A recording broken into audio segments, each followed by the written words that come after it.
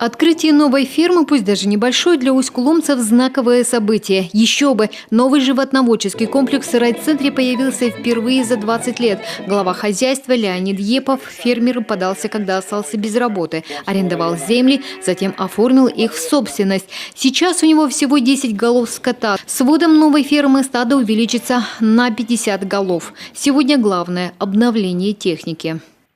У меня техника сейчас только косилка, да. Куртан машина. Из техники у нас есть только косилка и грабли. Трактор надо купить.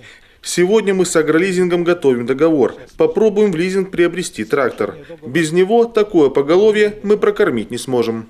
Расширение семейной фермы стало возможным благодаря гранту регионального Минсельхоза. Республика субсидирует 60% затрат на строительство, остальное – средства хозяйства. В целом по региону господдержку в рамках подпрограммы «Поддержка малых форм хозяйствования» уже получили порядка 30 фермеров. По словам министра, до конца года откроют еще 4 новых объекта. В Краткеровском районе завершается строительство перепелиной фермы, в Сыктывдинском, Кайгородском и Нижемском – животноводческих помещений. В следующем году на грант смогут рассчитывать еще 12 хозяйств.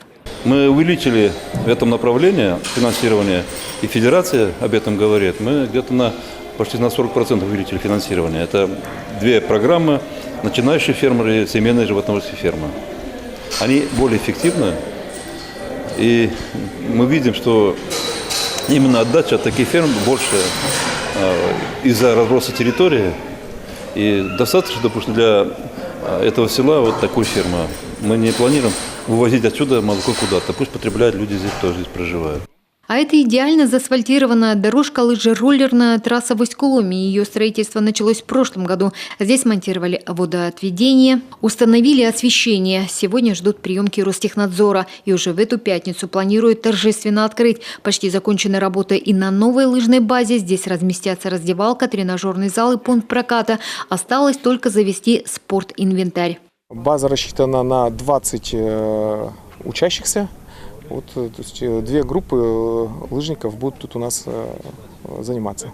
Круглый год получается? Круглый год. Теперь с введением лыжероллерной трассы, да, круглый год. И в том числе мы планируем, у нас 6 филиалов по району, и привозить сюда детей и для проведения летней оздоровительной кампании и вообще учебно-тренировочных сборов. Еще один пункт визита вице-премьера – новый микрорайон, где порядка 140 земельных участков. Эта территория сегодня активно застраивается. Земли свободные есть, еще не застроенные. Это как раз участки, которые были переданы льготным категориям граждан. Там порядка, наверное, 35 участков еще не осваиваются, но в перспективе будет осваиваться. Также мы на этой территории ведем застройку многоквартирного жилья для обеспечения жильем детей-сирот. Тоже нуждается в подъездной территории, поэтому для нас этот объект очень важен.